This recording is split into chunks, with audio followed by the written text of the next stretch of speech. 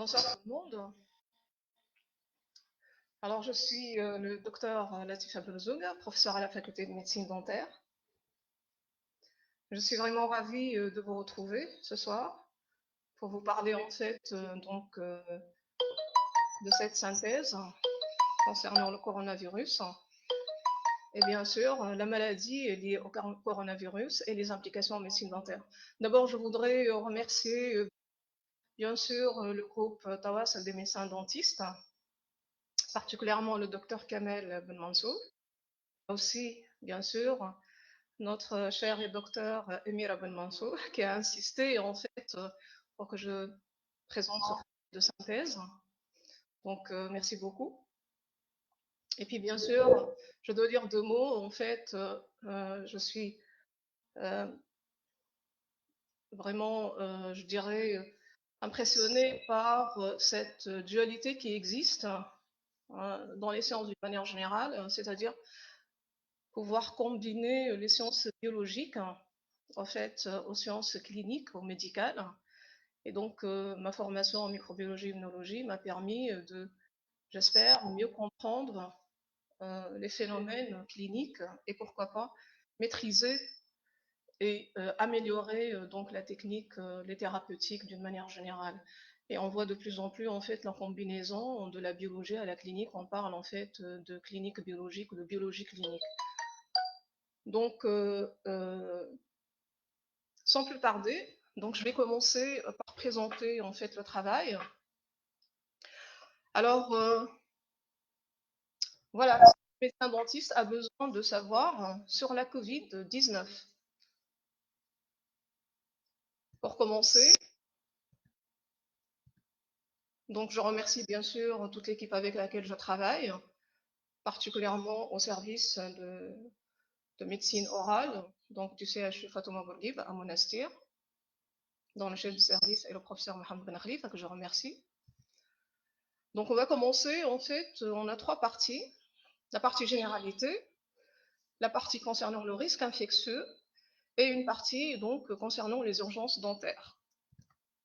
Alors concernant les généralités, je vais parler globalement de ce qui se passe au niveau en fait du virus. Il faut savoir une chose, on ne vit pas seul, on vit avec des êtres donc microscopiques ou macroscopiques, l'environnement, les animaux, la nature, mais aussi ces micro-organismes qui sont les bactéries, les virus, les champignons et les parasites. Alors, ce qu'il faut savoir, en fait, c'est que il y a des barrières, il y a des phénomènes de contrôle qui fait que on vit d'une façon symbiotique sans que il y ait des phénomènes donc d'interaction logique entre l'environnement, les micro-organismes et notre système, bien sûr, notre corps. Alors, ces facteurs de restriction qui fait que on n'est pas infecté par les micro-organismes des plantes, ni de l'environnement, ni des animaux. C'est dû en fait aux facteurs de restriction dans le système immunitaire, bien sûr. En fait, c'est le système le plus élaboré qui nous permet de survivre, mais aussi, bien sûr, on héberge ce qu'on appelle un microbiote.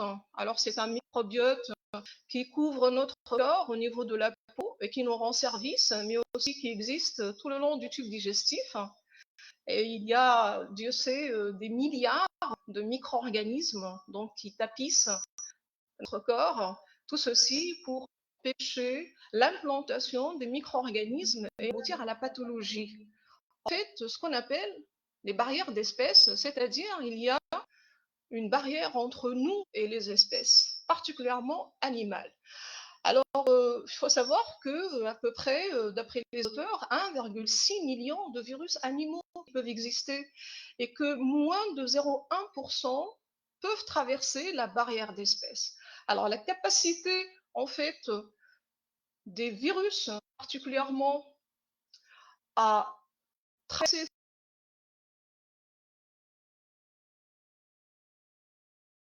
cette adaptation.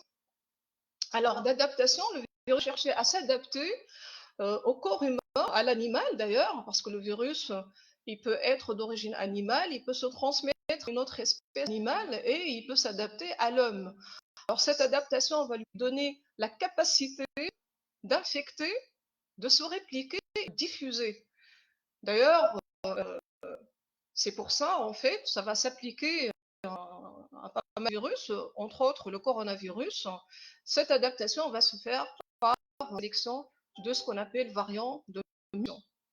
Donc le virus, c'est un virus en fait, un virus de structure simple par rapport aux micro-organismes. Et il est appelé ainsi parce que microscopiquement, il a la forme en couronne.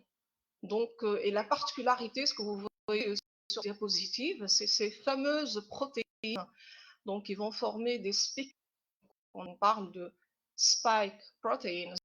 Et c'est un virus à ARN simple avec une enveloppe. Vous allez voir plus tard pourquoi le virus est facilement détruit par des agents, des désinfectants et même des détergents.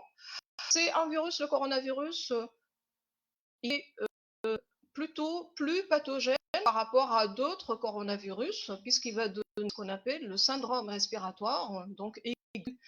Alors ce virus, qui est un coronavirus qui est nouveau, il est appelé le nouveau coronavirus 2019, il a été en fait isolé à part de patients avec pneumonie lors d'une épidémie en Chine, dans la province de Hubei, et c'est un virus qui appartient en fait à un genre qu'on appelle le genre bêta, parce qu'il existe 4 genres en fait généralement.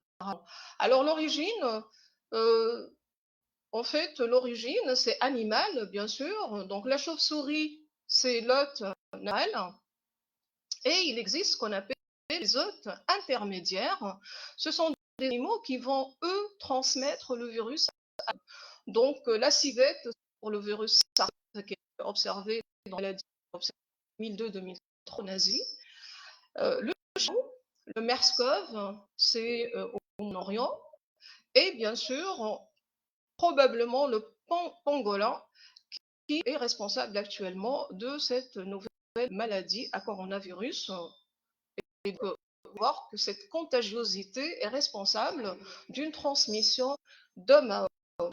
Alors, ce qui est particulier par rapport à la transmission, en fait, quand on parle, on va dégager un nuage, bien sûr, de particules, de gouttelettes, un nuage d'air, et en même temps des gouttelettes. Quand on tousse, c'est beaucoup plus fort ce nuage, donc il est projeté à quelques mètres de distance, ça dépend en fait de quel type de nuage. Et bien sûr, des auteurs, ils ont mis dernièrement en fait, un nuage de gaz qui peut atteindre plusieurs mètres lors de l'événement. Donc, la transmission du coronavirus, qui est un virus en fait respiratoire comme le SARS et le MERS, c'est une transmission qui va se faire d'une manière directe à travers les gouttelettes respiratoires qui sont chargées bien sûr de ces particules donc virales, mais aussi d'une manière indirecte, c'est-à-dire que les objets contaminés, les surfaces contaminées peuvent être donc à l'origine de la transmission. Il faut savoir que, bien sûr, la transmission va se faire, se déposer au niveau bien sûr de la peau, au niveau des yeux, des surfaces, au niveau des cheveux, partout en fait, sur les cheveux, la peau. Et puis, quand on contamine les mains, on risque de porter très souvent les mains au niveau des yeux, de la bouche. Bien sûr, on va se faire contaminer puisque les aussi peuvent transmettre, donc peuvent être l'entrée de ce virus. Alors, il y a eu beaucoup de travaux sur le sol, bien sûr l'événement en fait du SARS, SARS-CoV-1 en fait. Donc, ces travaux, c'est beaucoup de travaux chinois parce que même le SARS-CoV, il a commencé en fait en 2002, 2000, et que on estime que ces particules, quand elles sont grosses de taille, elles vont se déposer sur les surfaces et le problème, ce sont les particules, les toutes fines, donc des particules toutes petites qui vont former l'aérosol, peuvent être inhalées, c'est-à-dire les particules sont petites, plus elles vont arriver au niveau des poumons et particulièrement au niveau des alvéoles. et que les grosses particules vont être stoppées au niveau en fait de l'arbre respiratoire et particulièrement au niveau du nez. Donc des auteurs, ils ont en fait calculé, ils ont par rapport à des expériences le temps en fait de séjour, si j'ose dire, ou la stabilité de ces virus au niveau des surfaces. Donc, il peut rester 3 heures dans l'air, 72 heures sur le plastique, le métal 48 heures, etc. Et qu'il faut savoir une chose, en fait, peut-être qu'il n'a pas été mentionné avant, il est vrai qu'il reste 3 heures dans l'air, le virus, mais il faut savoir que ces auteurs, ils ont démontré qu'il y a une diminution du titre infectieux en fonction du temps. C'est-à-dire rester viable 3 heures, parce que c'est un virus qui ne supporte pas d'ailleurs l'environnement, l'atmosphère, ça dépend de la température, conditions d'humidité, etc. Les autres moyens de transmission, il a été isolé chez des patients en fait le virus au niveau des selles. Et c'est pour ça qu'il y a cette transmission orale fécale qui est très probable, puisque des patients qui étaient négatifs sur le plan oropharyngé, c'est-à-dire nasopharyngé, prélèvement, ils sont positifs, encore positifs, on retrouve le virus dans les selles. Alors, il n'a pas été mis de transmission sexuelle. Par contre, la question toujours se pose dans la littérature concernant les autres voies de transmission. Ceci dit, ces modes de transmission qui sont en fait découverts, qui sont connus déjà depuis le SARS et le MERS, mais la particularité avec ce nouveau virus, c'est que probablement il y a d'autres modes de transmission et cette capacité de contagiosité qui est importante entre les humains, d'où bien sûr la distanciation sociale estimée à 6 feet, c'est-à-dire le confinement, l'hygiène corporelle, l'hygiène des mains, la protection individuelle, tout dans un but d'aplatir ce qu'on appelle la courbe donc pandémique et d'arriver bien sûr à une, je ne vais pas dire disparition totale du virus, mais élimination significative du virus. Alors ça, c'est les données d'aujourd'hui de 3 millions de cas, 227 911 morts, ce qui est énorme. Et puis, si on regarde, on a 980 qui sont confirmés, que 40, donc. Alors, pourtant, il faut savoir comment ce virus infecte les cellules, en fait. Donc, pour qu'on sache comment il infecte les cellules, parce qu'il y a un récepteur qui est le plus étudié, c'est le récepteur, en fait, de l'enzyme de conversion de l'angiosine. Et par les méthodes différentes d'immunohistochimie, de séquençage, on se rend compte que c'est un virus qui s'attache à ce récepteur et ce récepteur, il est réparti un peu partout au niveau de l'organisme, au niveau intestinal, au niveau des reins, au niveau des muscles cardiaques, des poumons, oesophage, rate, les muscles adipeux, la cavité orale, etc. Donc, c'est un virus qui s'attache à un récepteur qui est un peu partout dans l'organisme. Donc, on va comprendre après cette genèse qui fait que c'est un virus en fait qui peut avoir une sévérité, qui peut donner une pathologie sévère. Alors ici, vous voyez, le virus, il a une affinité pour le récepteur et bien sûr, il va pénétrer à l'intérieur de la cellule. Le virus cherche à se répliquer, il va persister. C'est un parasite, parce qu'à lui seul, il ne peut pas se répliquer. Il va détourner pour lui toute la machinerie cellulaire, notre machinerie cellulaire de l'être humain. Il va répliquer et il va bien sûr infecter les cellules. Il va sortir de la cellule en se répliquant. Il va induire une réponse immunitaire. Alors la réponse immunitaire, c'est une réponse, on parle de réponse cellulaire, c'est à mettre en évidence des cellules de l'immunité, mais aussi morale par cette réponse anti. Le problème avec cette réponse immunitaire, c'est qu'il va y avoir une formation, une génèse, donc d'une tempête de cytokines. Et cette tempête de cytokines, en fait, elle est attribuée à l'effet immunopathologique du virus, c'est-à-dire le virus ne va pas directement par rapport aux études, directement léser, si on prend l'organe, le poumon, mais par l'intermédiaire des phénomènes, ce qu'on appelle immunopathologiques. Alors, il faut savoir qu'il existe des situations, c'est-à-dire quand il infecte le virus, soit l'immunité, elle est là, elle est protectrice, sinon, c'est une immunité qui est déréglée par ce virus, en fait, hyper activée au point qu'il n'y a pas de contrôle, en fait, de cette inflammation massive qui va endommager. Donc, si on prend l'organe pulmonaire. Alors, en fait, la distribution tissulaire de ce récepteur partout pourrait expliquer les atteintes viscérales, et on trouve pas mal d'articles sur les atteintes cardiaques, les embolies pulmonaires, les atteintes cutanées, donc qui ont été rapportées. Et bien sûr, on va voir les symptômes avec une durée d'incubation de 2 à 4 jours, des symptômes les plus fréquents, la fièvre, la toux sèche, la dyspnée, la fatigue, la myalgie, les myalgies, mais aussi fréquents en fonction bien sûr de l'organe atteint. On va voir une perte de goût, par exemple de l'odorat, un mal de gorge, des douleurs abdominales, des éruptions cutanées, des symptômes cardiaques, etc. Alors, est-ce que tout le monde est symptomatique? Non. En fait, c'est un virus respiratoire qui va toucher les personnes, et en fonction de la sensibilité immunologique, de la réponse de l'organisme à ce virus. Heureusement que entre 50 et 80% des sujets vont être asymptomatiques ou à symptômes modérés. Avec ces sujets, la diffusion du virus. Sinon, il y a des sujets qui sont symptomatiques. 10% vont faire des symptômes sévères, et dans ce cas, il faut diminuer la charge virale. Et bien sûr, 5% vont faire des symptômes critiques, et dans ce cas-là, il faut maîtriser plutôt les dommages tissulaires, à savoir la détresse respiratoire particulièrement. Alors, des facteurs de risque, oui.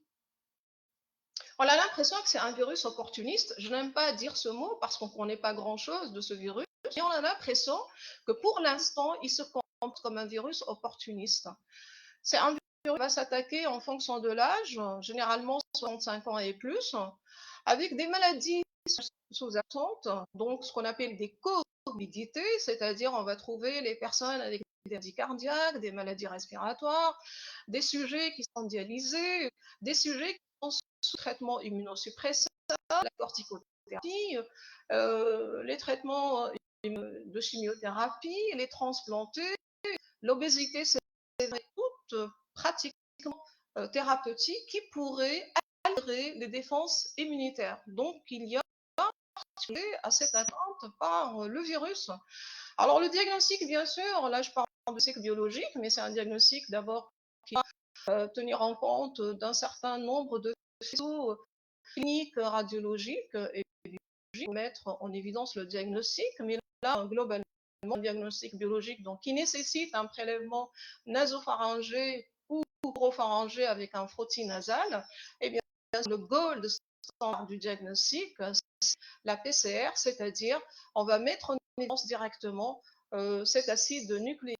Sinon, il y a ce qu'on appelle les prélèvements sérologiques, c'est-à-dire à partir du sang, à la recherche de marqueurs sérologiques, c'est-à-dire de marqueurs de la réponse anticorps. Alors, réponse anticorps, elle peut être précoce, c'est-à-dire par la présence d'IgM, sinon d'IgG, si on découvre, en fait, on met en évidence les IgG plus tardivement, puisqu'elles apparaissent après les. Alors, il y a aussi ce qu'on appelle, il y a un certain nombre, en fait, de tests.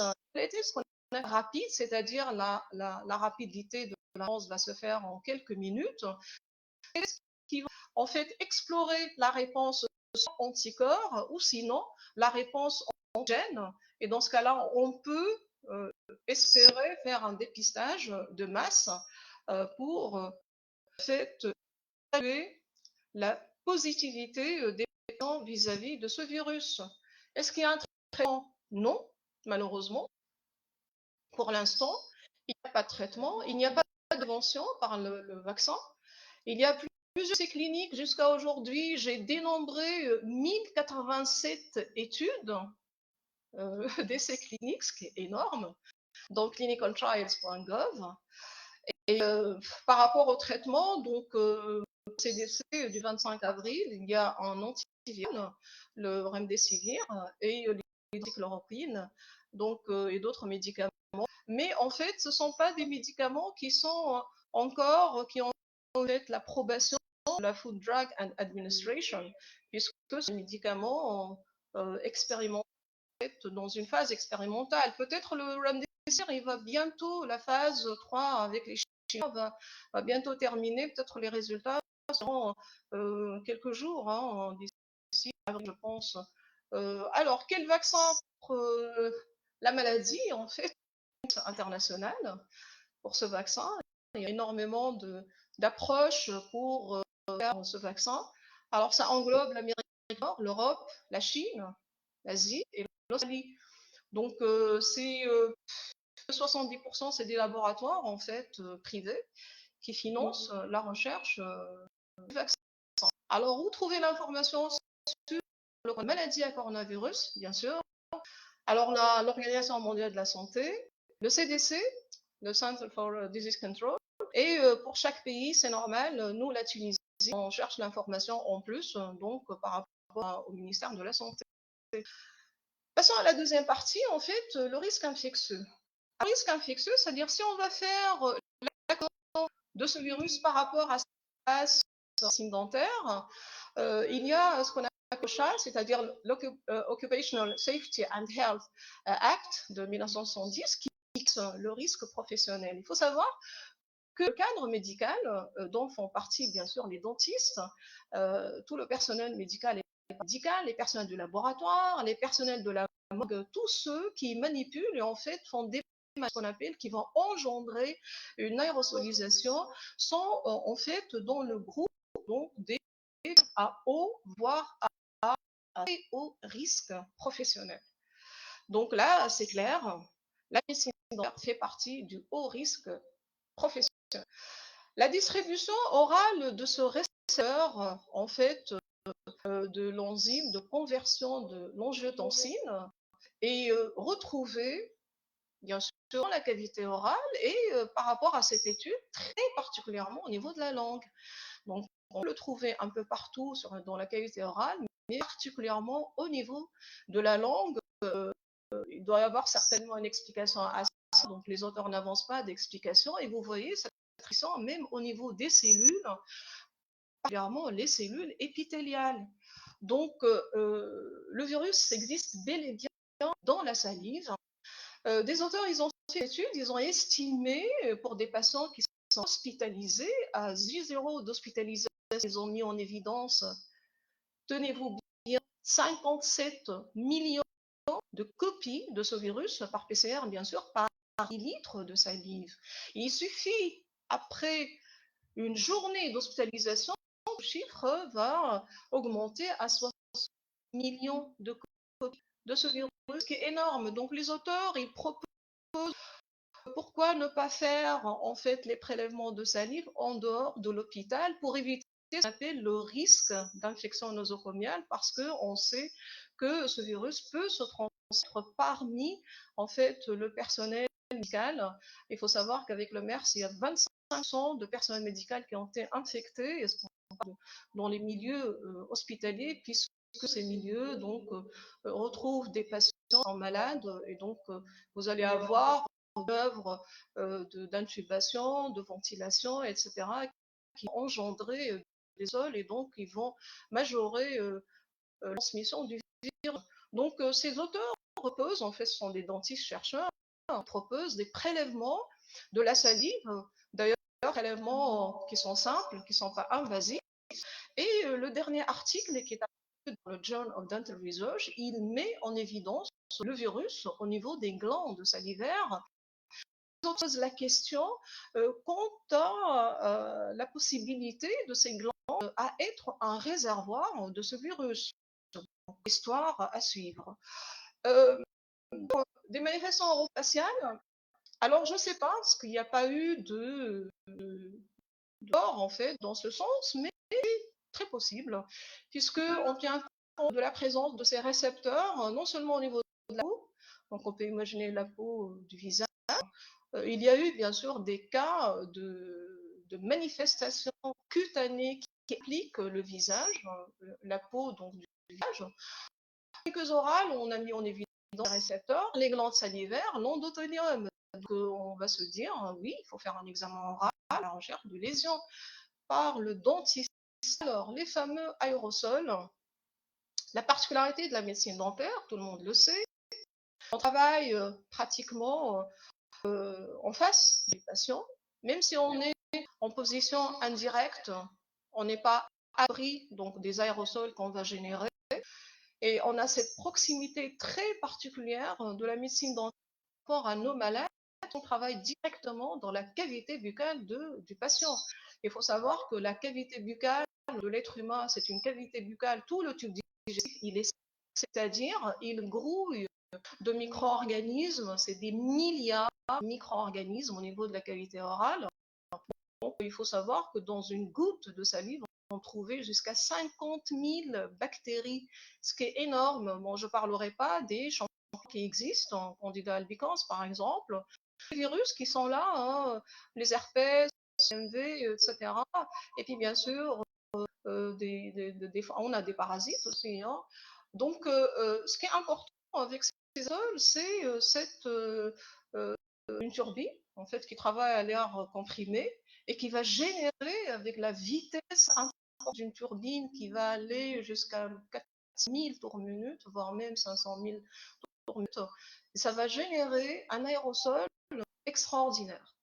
Et donc ces aérosols sont générés par la turbine, par des instruments, des inserts, par exemple, ils peuvent être, bien sûr, je ne vais pas dire éliminés, mais minimisés par l'utilisation de ce qu'on appelle l'aspiration ou d'aspirateurs, les actuators, donc à haut débit. Si vous voyez la photo d'en bas à droite, c'est que ça va diminuer d'une manière très significative cette aérosol. La contamination croisée va générer de ce contact d'abord par rapport à son patient, mais aussi par rapport à son staff, donc son assistante, la secrétaire. Ça dépend aussi de l'ergonomie et de la gestion en fait du cabinet et le cloisonnement entre différentes parties de ce cabinet. Et donc vous allez avoir cette transmission qui peut être directe et elle va de la sensibilité de l'individu. C'est-à-dire, si on va inhaler, va être contaminé, on n'est pas obligé de faire l'infection. On peut rester à le problème avec les personnes asymptomatiques qui peuvent être transmetteurs et ils ne sont pas en fait malades. Que cette contamination croisée parce qu'elle va faire intervenir plusieurs acteurs. Donc le médecin dentiste, son milieu, son patient, le staff autour du médecin dentiste. La particularité de la médecine dentaire, c'est parce qu'on travaille dans un cabinet, pas dans une maison. Un cabinet est la moyenne en fait des patients. Chaque dentiste sait très bien qu'il prend 2 patients par jour. Et donc c'est un environnement extrêmement particulier. C'est-à-dire on va aérosoliser toute la journée. Vraiment, on utilise des aspirateurs chirurgicaux qui sont vraiment à haut débit. Est-ce que c'est vraiment ventilé? Est-ce qu'on pense à ventiler? Je ne sais pas, mais ça va faire un environnement très particulier, avec beaucoup de micro-organismes. Il n'y a pas que le coronavirus. Hein. La contamination croisée, c'est vraiment les micro-organismes qu'on connaît. Allez voir ce type de micro-organismes. Donc, comme environnement, et vous allez avoir des dépôts de ces micro-organismes, entre autres ce virus, partout, là où va se retrouver un moyen de se déposer. Il va rester un petit peu, bien sûr, ça dépend de la taille des particules. Elles vont se déposer au niveau des surfaces, tout là où vous allez travailler, et c'est pour ça que vous allez toucher ces surfaces.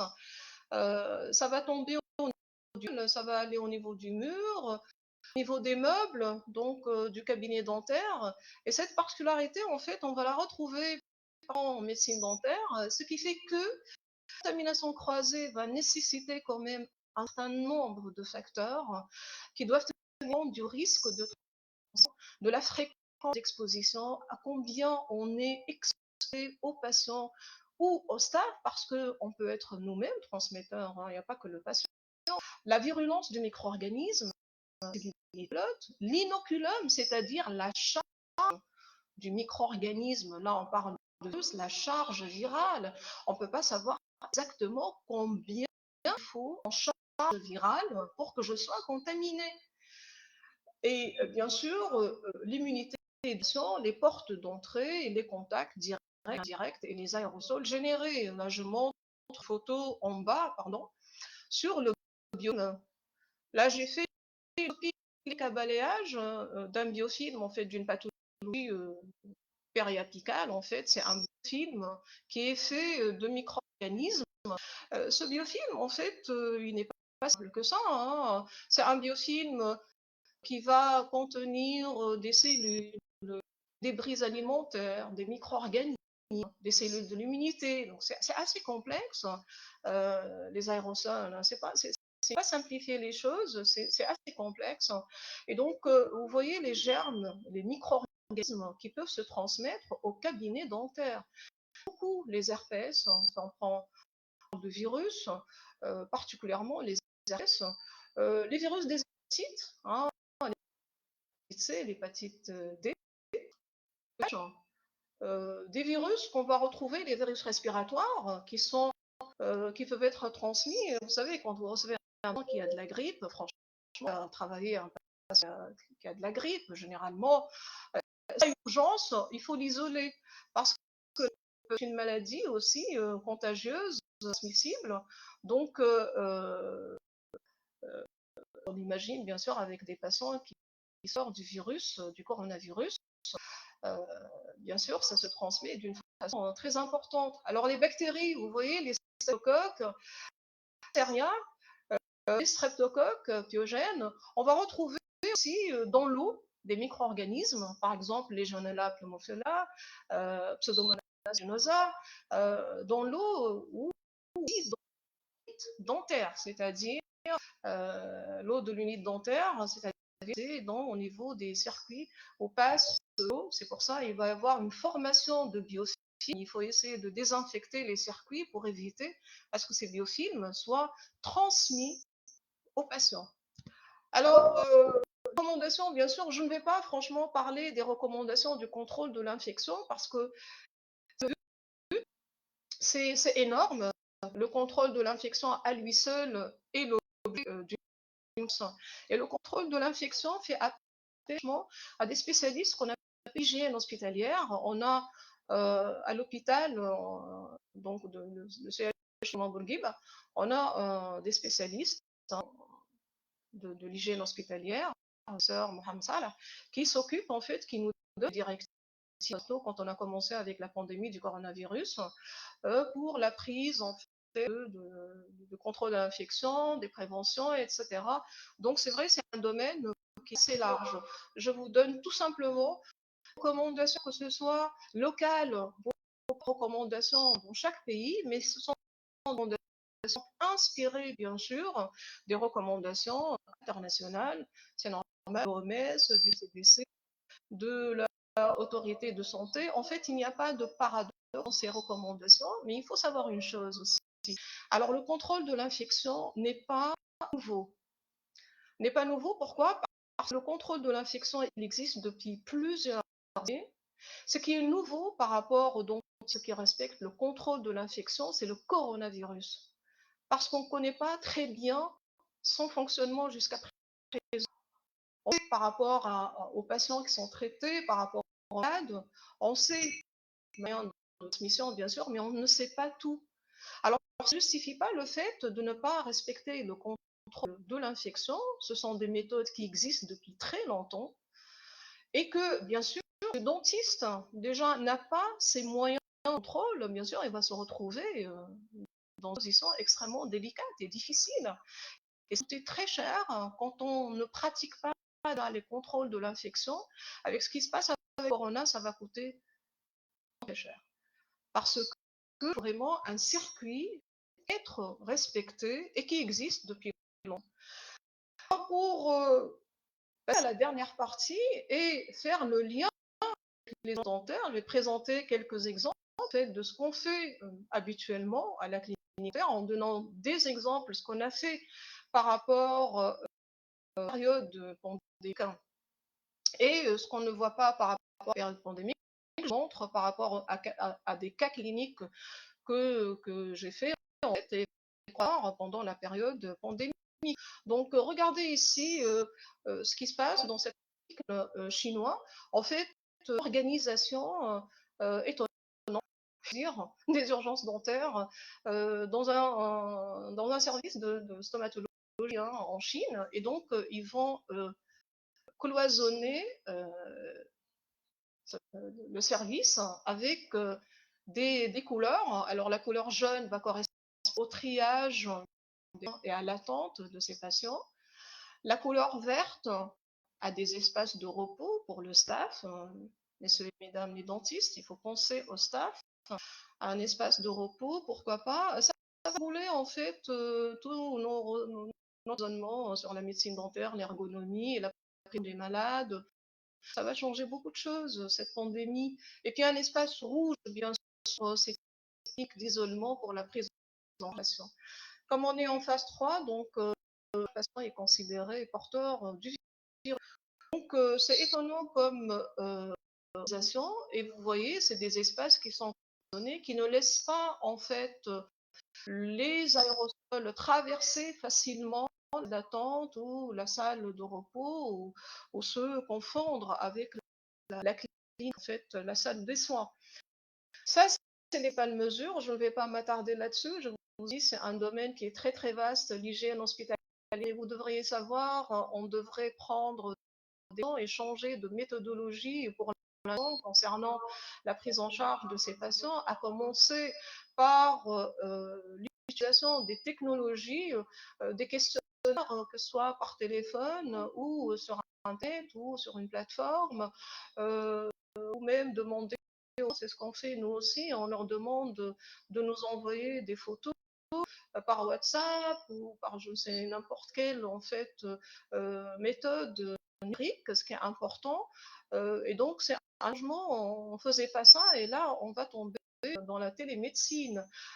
Ah, bien sûr, il faut définir des zones d'accueil, d'évaluation du patient, des soins. Il faut des surfaces de travail vides. Vous savez, plus vous simplifiez vos meubles dans vos maisons, hein, plus vous simplifiez vos meubles et mieux c'est. Et mesdames, vous savez que moi, il est plus facile de propre les choses à surface simple que les choses à surface compliquées et complexes.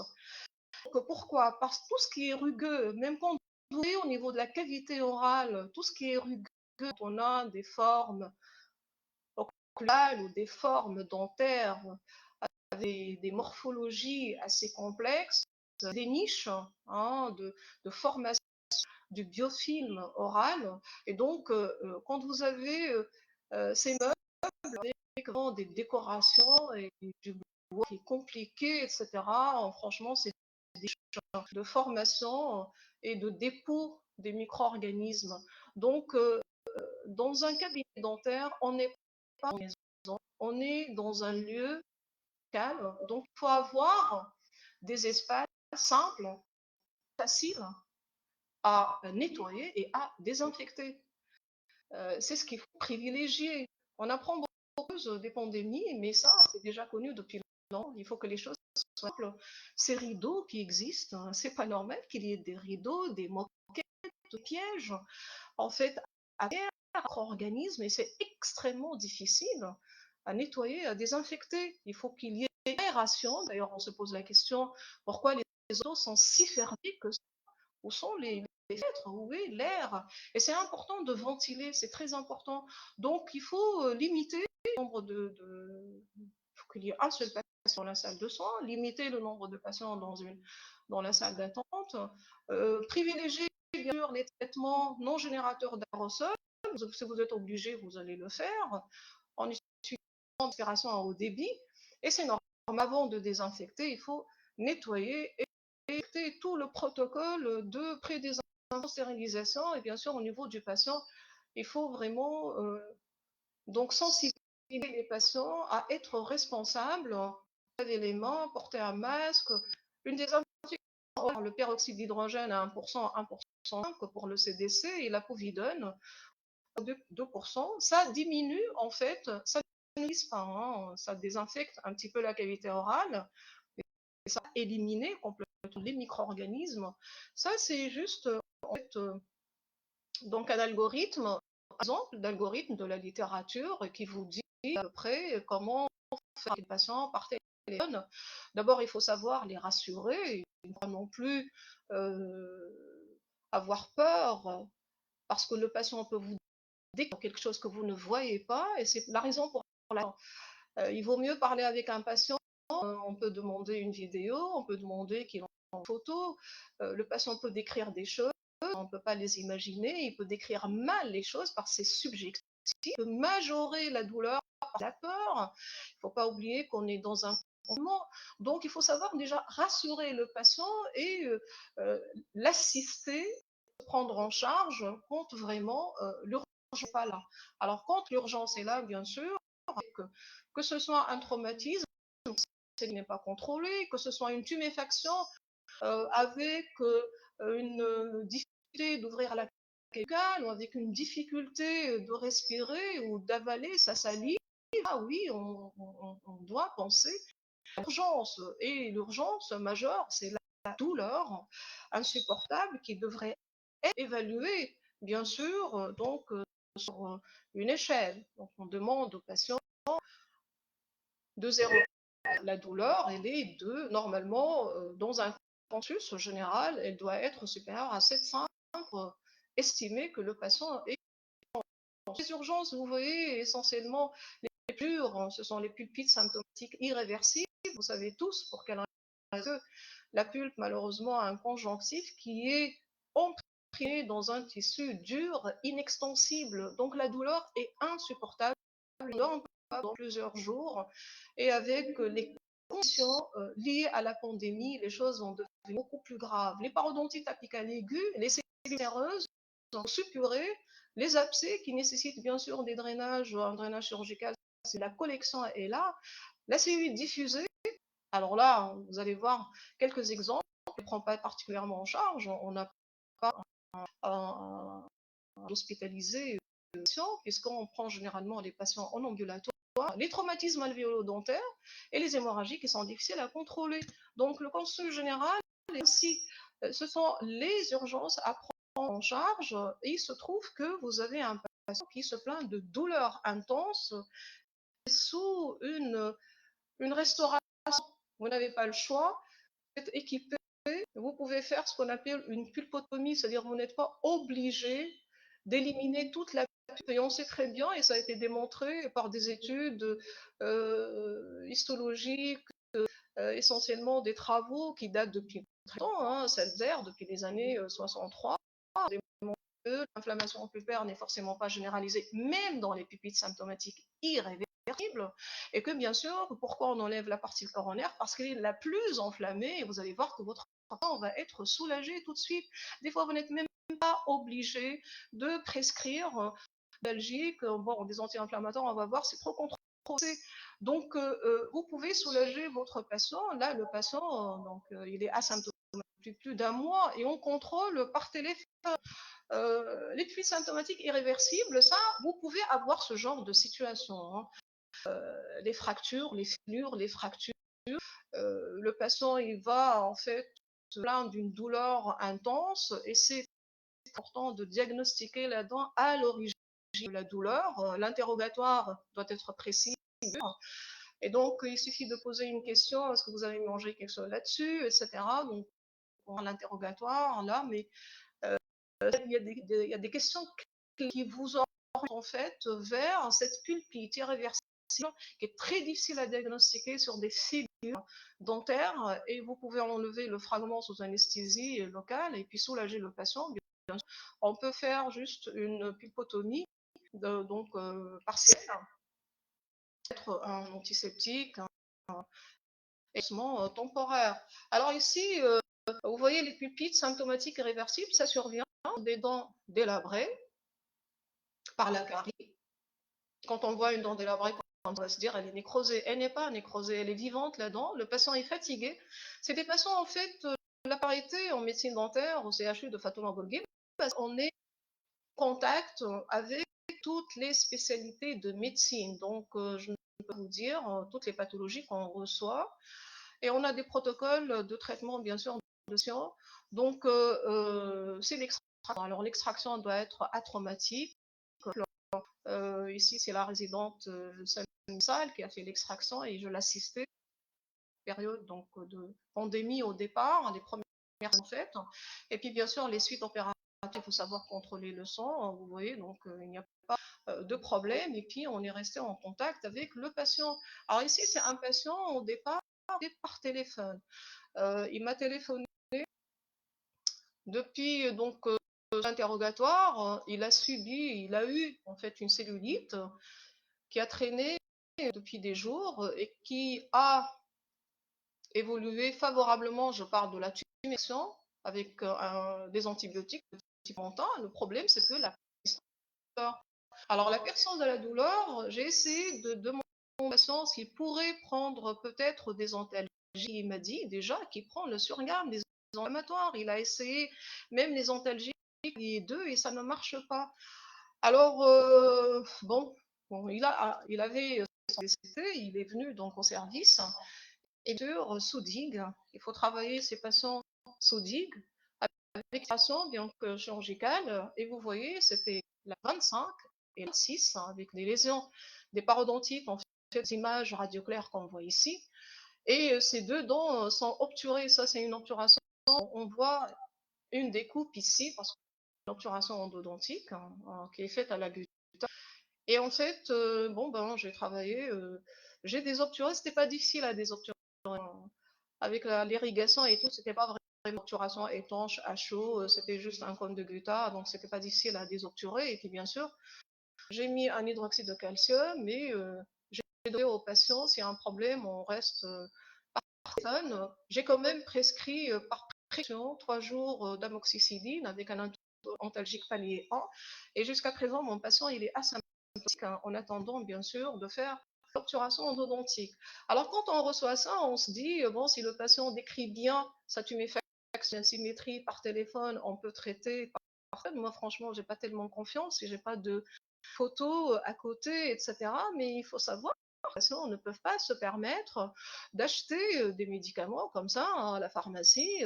C'est des malades qui viennent parce qu'ils ont besoin, ils ne payent pas, ils doivent avoir leur antibiotiques ou leur antalgique de la pharmacie, de l'hôpital. Donc, vous voyez la carie à ce niveau-là, on a prescrit.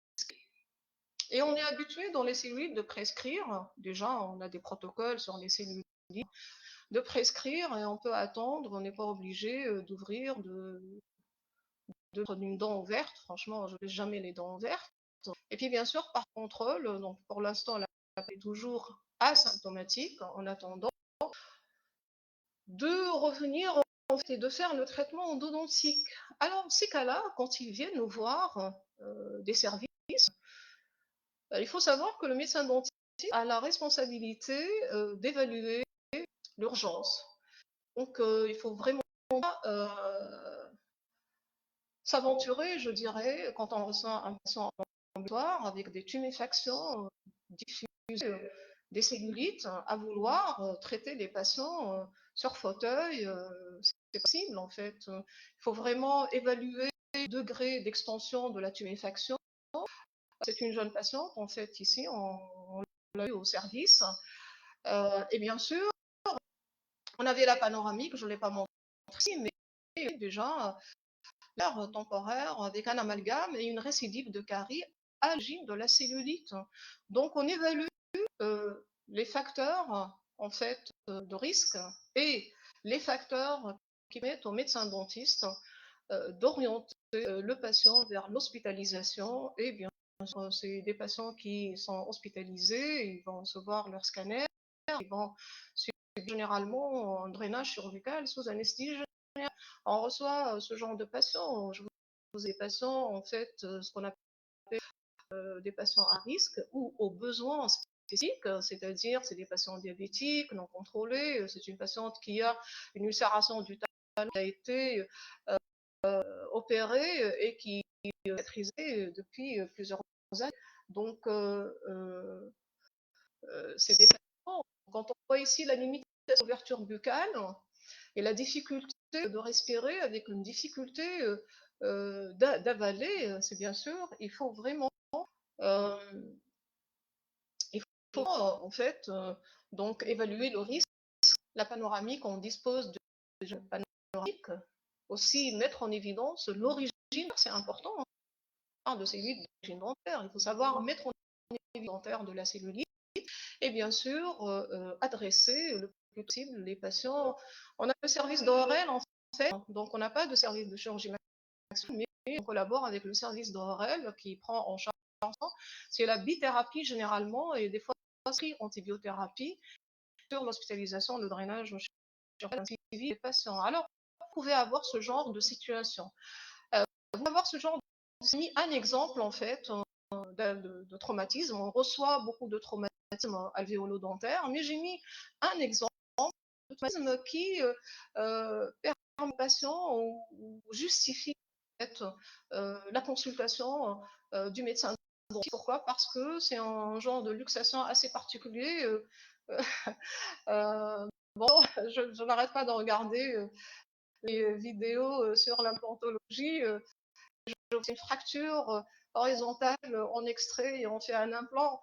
Non, nous conservateurs, en fait, les gens qui font de l'odontologie conseil en odontie, on est plus conservateurs et on a beaucoup de cas en fait de fractures de dents qui durent depuis des années. Hein. Donc, tant qu'elle est fracturée, elle reste dans l'os. Il n'y a pas de raison puisque l'os,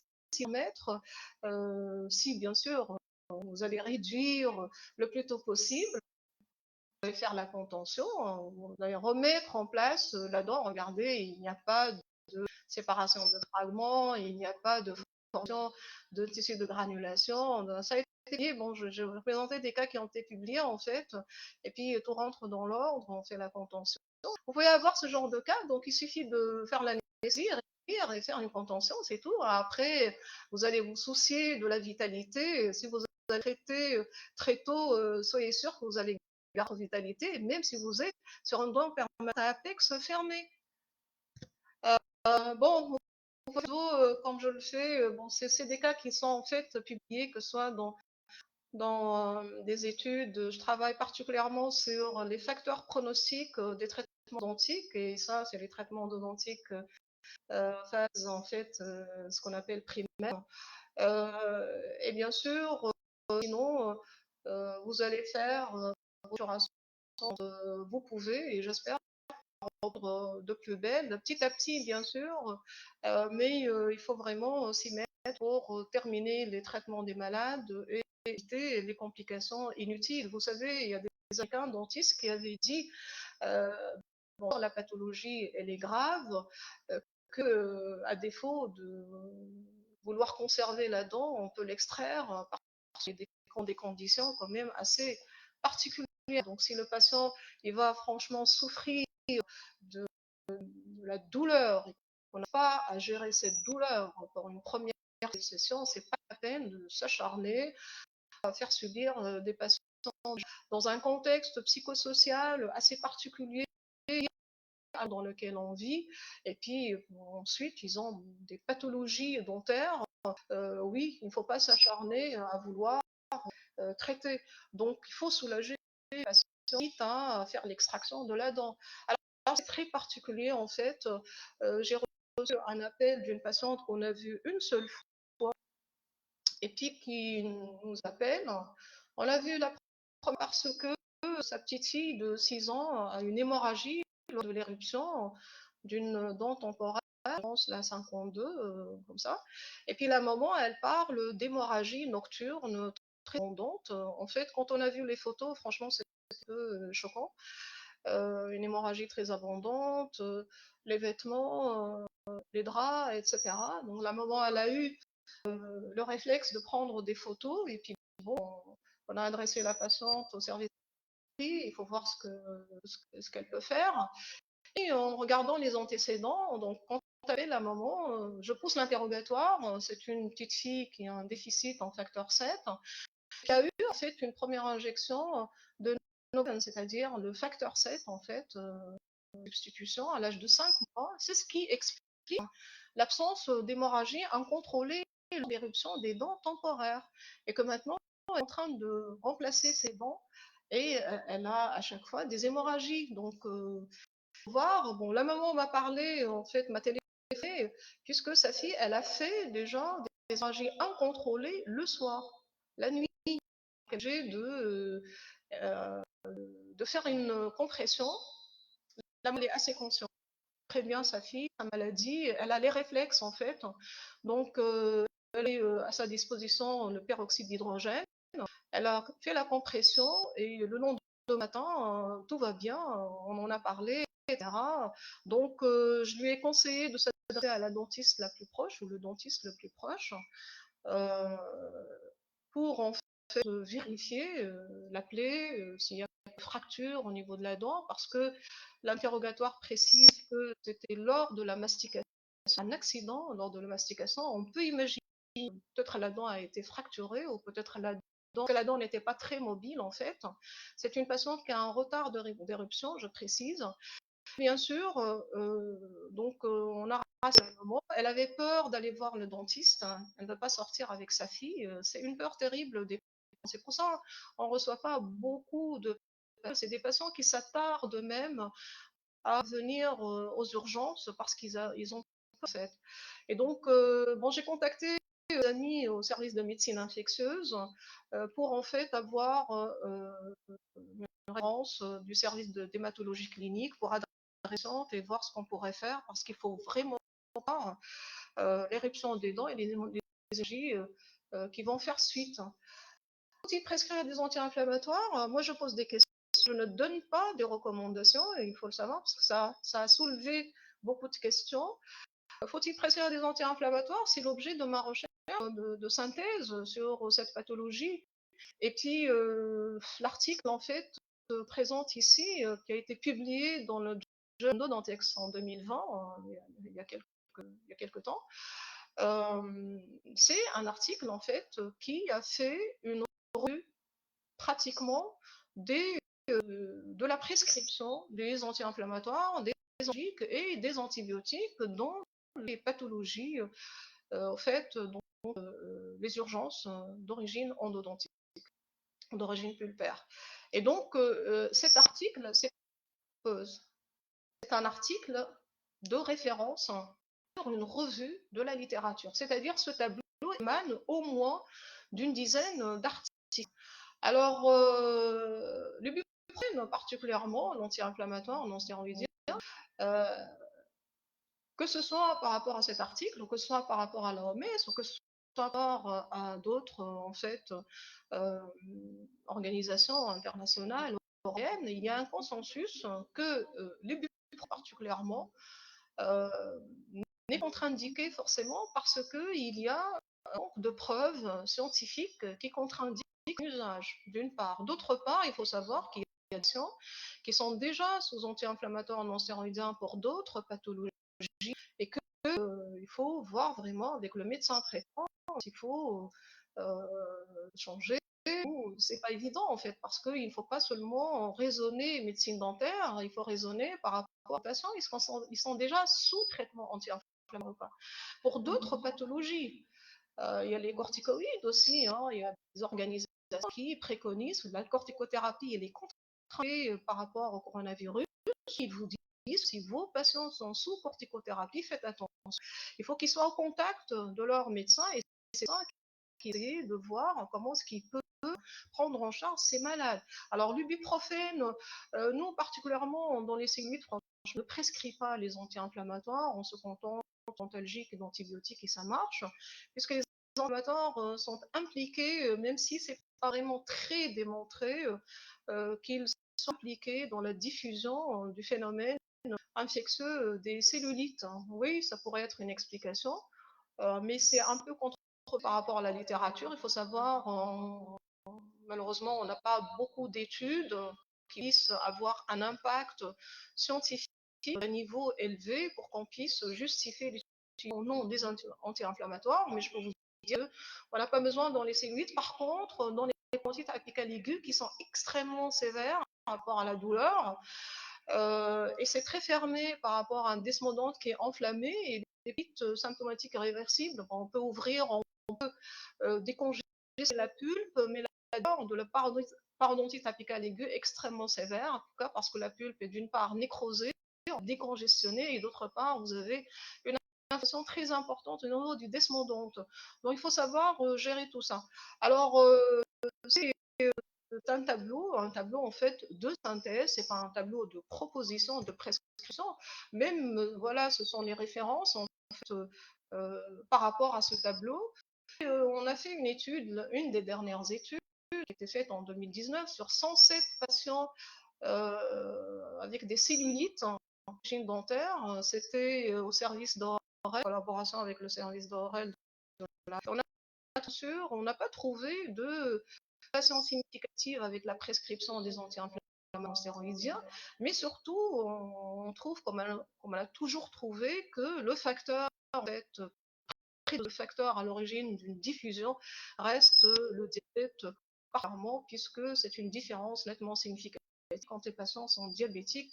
Et malheureusement, non contrôlé, on a plus de cellulite diffusée. Alors ici, c'est un dernier article de l'interrogation, en fait. Vous voyez, des questions pour trouver des solutions, parce que les anti-inflammatoires, en fait, vont aggraver des cellules d'origine cervico-faciale. C'est une étude française qui ne trouve pas de relation significative entre la prescription de ces anti-inflammatoires et la diffusion des cellules. Ceci dit, on peut avoir des recommandations, mais soyez bien sûr convaincus aussi que vous êtes maître de la situation, parce que vous êtes le médecin dentiste, c'est votre patient en face de vous, et c'est à vous d'évaluer sa situation et les recommandations c'est fait pour vous orienter. Hein. Vous n'êtes pas obligé de faire des recommandations, mais quand on parle du contrôle de l'infection, là, bien sûr, on est obligé de respecter le moindre détail du contrôle de l'infection. Alors attention, quand on prie des médicaments, il faut suivre ces patients. Il ne faut pas prescrire des doses élevées, il ne faut pas prescrire à long terme. C'est franchement absurde de prescrire pour des pathologies d'origine dentaire pendant 3 semaines des antibiotiques en fait de type augmentant. Ce sont des antibiotiques qu'on appelle à large spectre. Et bien sûr, faire attention à la sélection de ces candidats albicans qui vont profiter de la situation pour proliférer au niveau de la cavité buccale à cause de cette mauvaise prescription, et vous allez avoir à gérer en plus dans l'antibiothérapie la candideuse orale. Voilà, des références de plus si vous en voulez. Et puis j'ai pas mis des références à ce niveau-là pour la santé mentale. Je vous invite un petit peu à faire comme moi, c'est égoïste. Donc faites du sport, lisez, prenez des photos, faire du dessin, si vous voulez faire du dessin, de la peinture, de la cuisine, tout ce que vous voulez. Donc voilà, je termine. Je réitère mon remerciement à mes amis déjà, aux membres du service dans lequel je suis. Docteur Kamel Ben Mansour, je me demande si vous n'avez pas de parenté Ben Mansour, que je remercie. Et bien sûr, il faut rester confiant. Je rigole parce que franchement, dans une situation qui est difficile, qui met pratiquement la médecine dentaire et qui va chambouler notre façon de voir les choses. On reste optimiste. J'espère que c'est une période qui va passer. Je suis vraiment ravie d'avoir partie en fait de ce groupe et certainement de rencontrer des étudiants que j'ai vus depuis des années. Et keep your fingers crossed, c'est ce que je vous montre ici.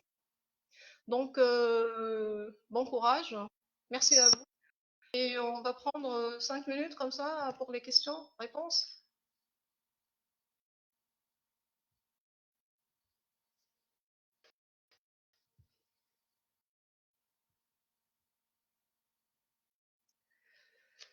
Voilà.